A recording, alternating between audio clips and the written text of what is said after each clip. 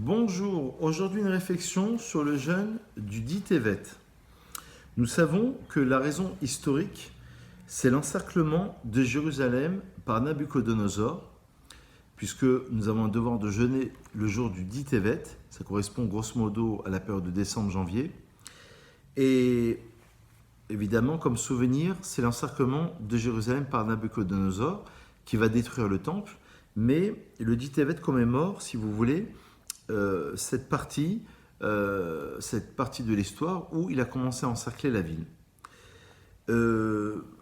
On est assez surpris parce que dans la Halacha, on constate dans Orach Chaim au chapitre 550 que le jeûne du 10 Tevet est le seul qui a le pouvoir de repousser la sainteté du Shabbat, puisque c'est le seul jeûne qui puisse tomber un vendredi. C'est dans le Orach Chaim chapitre 550. On est assez surpris puisque on comprend que l'encerclement de Jérusalem par Nabuchodonosor soit important, mais d'abord le deuxième temple a été reconstruit, puisque là il s'agit du premier temple, donc on aurait pu considérer qu'on oublie un petit peu ce jeûne.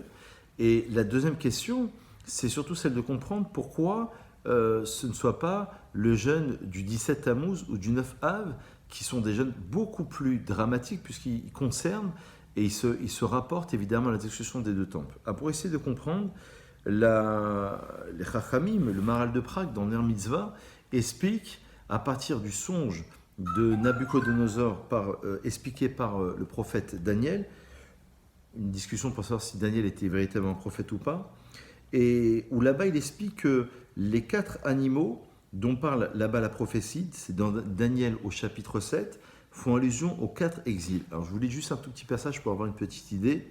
Il dit, tandis que je la regardais, la première semblable au lion, avait des ailes d'aigle. Ensuite, l'autre bête était semblable à un ours. Alors le Maharal de Prague explique que la première fait allusion au lion, fait allusion à l'exil de la Babylonie. La deuxième bête qui est apparue dans ce rêve de Daniel fait allusion, donc, comme on l'a dit à l'instant, à un ours, ça fait allusion à la Perse. La troisième, c'est la panthère, ça fait allusion précisément à la Grèce. Et la quatrième bête, qui formidable, terrifiante et extrêmement vigoureuse, soudainement se dressa, elle montrait de puissantes dents de fer, dévorait et broyait tout, qui ferait allusion, selon le Maharal de Prague dans Ner Mitzvah, au 4e exil, qui est celui de Édom. Et là, je vous résume un petit peu les 4 raisons qui ont été données concernant justement ces 4 exils et concernant les 4 raisons qui concernent précisément le jeûne du 10 Tevet. L'encerclement de Jérusalem, première raison, est lié à l'exil de Babylone.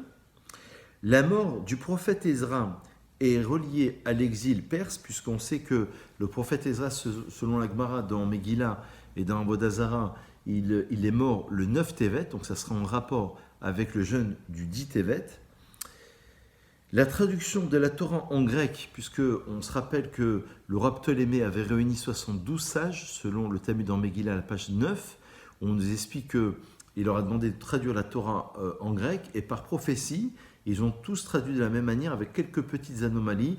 Par exemple, l'exemple le plus connu, c'est Elohim bara Bereshit, Dieu créa au commencement, pour ne pas qu'on puisse opposer que Bereshit bara Elohim, que ce soit le nom d'un autre Dieu qui est créé justement Elohim. Et donc là, ça a été, la Gemara dit là-bas, que ces 3 jours d'obscurité ont été posés sur Israël, le jour où la Torah a été traduite en grec. Donc cette raison serait liée aussi au jeûne qui serait imposé par les rabbins du 10 Tevet. La 4e raison serait en rapport éventuellement avec la naissance du christianisme. Elle est coextensive de la colonisation idéologique universelle de l'Occident et correspond donc à l'exil de Édom. Donc les 4 raisons qui seraient données seraient en rapport avec les 4 exils. Donc je reprends l'explication. L'encerclement de Jérusalem, évidemment, puisque c'était par Nabuchodonosor, le roi de Babylone, ça serait en rapport avec le premier exil, celui de Babylone. La mort du prophète Ezra serait en rapport avec l'exil perse.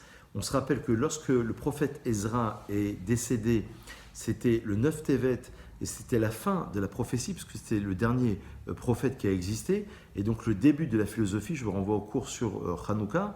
On expliquait là-bas qu'à partir de la mort de la prophétie. La prophétie, c'est quoi? C'est la révélation de Dieu sur terre pour comprendre l'homme, pour comprendre les actions des êtres humains, pour comprendre le monde.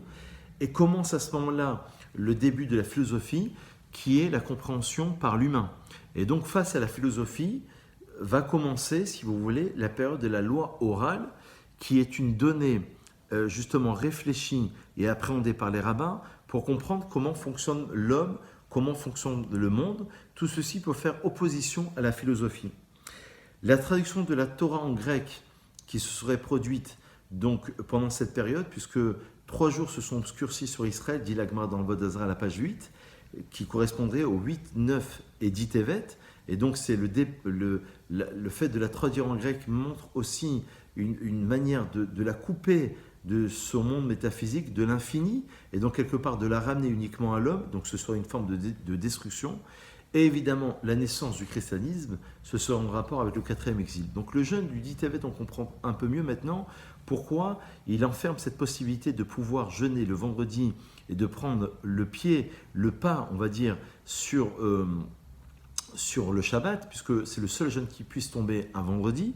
Et donc on finira le jour du 10 Tevet dans ce cas de figure pendant Shabbat jusqu'à Tset HaKochel, jusqu'à la sortie des étoiles, parce qu'il renferme en lui-même ces 4 dimensions qui correspondent à 4 exils, comme on l'a dit à l'instant. L'encerclement de Jérusalem symbolisé par l'exil de Babylone, la mort du prophète Ezra qui correspondrait à l'exil de Perse, la traduction de la Torah en grec qui correspond évidemment à l'exil grec, et la naissance du christianisme qui correspondrait évidemment à l'exil de Édom. Donc il renferme en lui-même une certaine dimension de réflexion sur ces 4 exils, et quelque part aussi une forme de tikkun, de réparation par rapport à nos fautes, parce que le fait de ne pas manger, le fait de jeûner, disent les Chachamim dans le Midrash, toute la nourriture qu'on aurait dû ingurgiter le jour de jeûne est offerte symboliquement en sacrifice à Dieu pour pouvoir pardonner sur nos différentes fautes et nos différentes lacunes.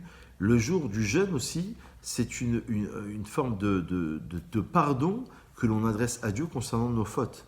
Et donc, on voit aujourd'hui l'ampleur et la capacité de ce jour de jeûne de pouvoir comprendre l'ensemble des 4 exils. Donc espérons, comme dit là-bas le prophète, que les jours de jeûne puissent être abolis et que ces jours de jeûne à la fin des temps se transformeront en jours de joie. Bonne réflexion et à très vite.